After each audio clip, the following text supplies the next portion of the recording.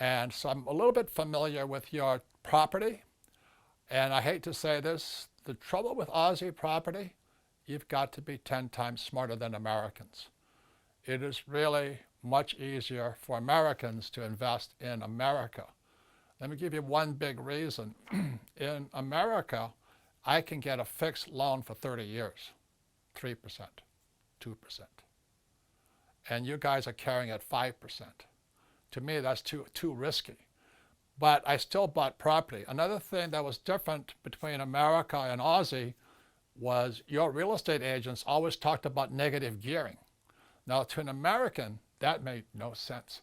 And I got myself into a lot of trouble with Aussie real estate agents because I said I would never negative gear. Now, it doesn't mean I didn't buy. I just would not negative gear. And so what that did for me was when I was investing in Aussie, again, in Rushcutters Bay, King's Cross, and Brisbane, I had to be smarter to invest in Aussie. So I'm very happy I was talking to George there. I love his formula. He's a very smart man, and he and I agree on most of the things we talk about here. When I was in Aussie, this is about 20 years ago, when I was buying property there, I used to get into fights with your property salespeople, your estate agents, because they would actually tell the Aussie people to negative gear. Say, don't worry, buy this property because the property will go up. So let's say your mortgage payment is $1,000, but your rent is only $800, so you're losing 200 Aussie a month. And what the agent would tell you, don't worry, the property will go up.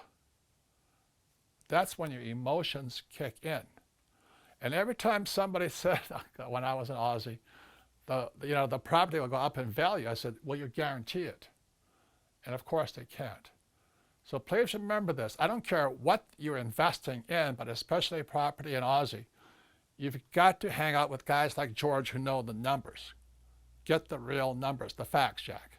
But it's a different country. It's a different land. It's a different spirit.